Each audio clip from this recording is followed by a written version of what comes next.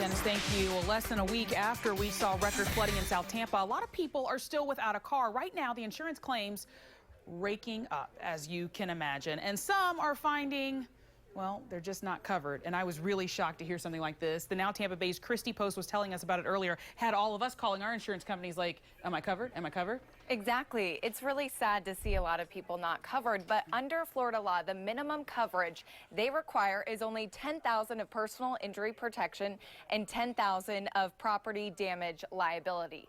None of that pays for your car if it's damaged in a flood, like we saw many of those people on Bayshore. Wow. And adding it can be as low as $5 a month. It's a protection one man says he's learning about the hard way.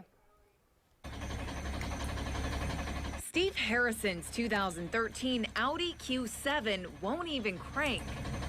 When he ran into flash flooding on Manhattan near Gandy on Wednesday, it was too late to turn around.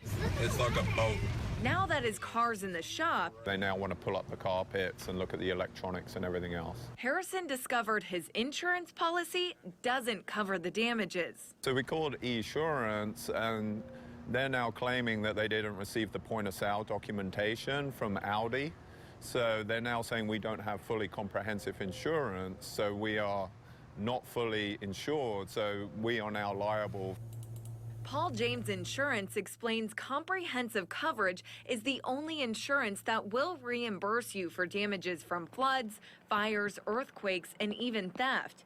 You still have a deductible, though, usually $500 or $1,000. Well, we've had both situations where they've driven into water that's too deep or where the vehicle's parked and the vehicle's flooded while parked. But to get comprehensive coverage, most Florida counties require every vehicle to have a pre-insurance inspection within 30 days from the start of your policy. That's to prevent fraudulent claims. Or else the company could potentially remove the comprehensive and collision coverage. If that sounds new to you, it's because there are a ton of exemptions to getting an actual inspection that don't require car buyers to do any extra work.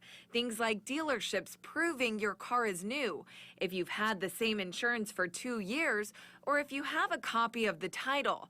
Unfortunately, in Harrison's situation, because his car was a lease and new, all it would have taken was the insurance company getting a bill of sale.